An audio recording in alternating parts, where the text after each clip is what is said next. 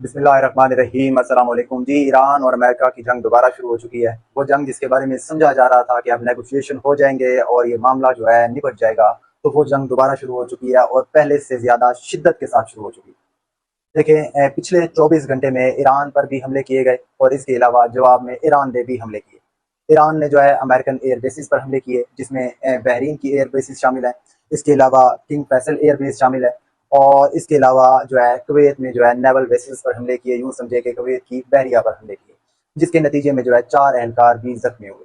इसके साथ साथ ईरान पर भी हमले किए गए। ईरान के शहर बुशहर में हमला किया गया, और ये वो शहर है जहाँ पर जो है ईरान का न्यूक्लियर पावर प्लांट है, वहाँ पर हमला किया गया। इसके अलावा सिविल इंफ्रास्ट्रक्चर पर हमला किया गया। इसके अलावा जो है मशहद के करीब हमले किए गए और ईरान में शहादतें भी हुई हैं। इस तरह जी दोनों ममालिक दोबारा एक दूसरे के जो इंफ्रास्ट्रक्चर है उसको उस पर हमला कर रहे हैं और एक दूसरे को जो है नुकसान पहुंचाने की कोशिश कर रहे हैं। वो जंग जो जो इस वजह से शुरू हुई थी कि ईरान के पास न्यूक्लियर वेपन्स नहीं होने चाहिए, अब वो जंग नजर आ रहा है कि डाइवर्ज हो रही है स्टेट ऑफ होर्मुज के कंट्रोल की तरफ। ईरान चाहता है स्टेट ऑफ होर्मुज पर मेरा कंट्रोल हो, अमेरिका चाहता है स्टेट ऑफ होर्मुज पर मेरा कंट्रोल हो।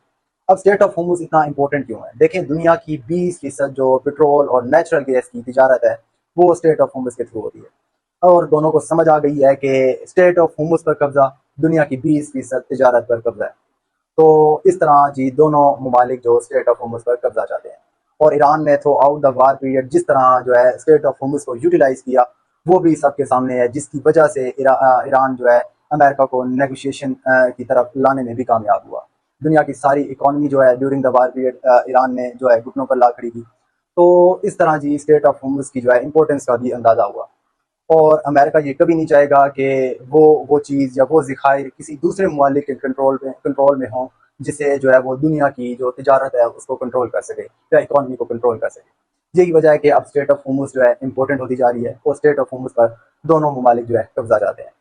ट्रम्प साहब ने तो ये बयान भी दे दिया है कि जो स्टेट ऑफ होर्मुज पर से जहाज़ गुजरते हैं उनकी हिफाजत जो है अमेरिका करता है। तो जिसके नतीजे में जो है अमेरिका अब जो है उन जहाज़ों से 20% जो है वो मुआवजा वसूल करेगा।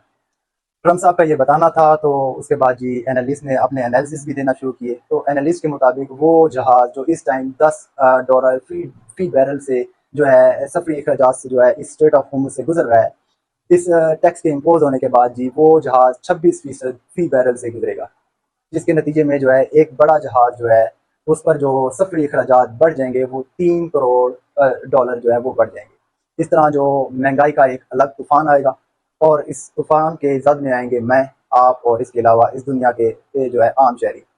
और इसके साथ साथ फिर इसका रिप्लाई अब्बास इराक़ची साहब ने दिया। उन्होंने कहा कि जी बिल्कुल जो है मुआवजा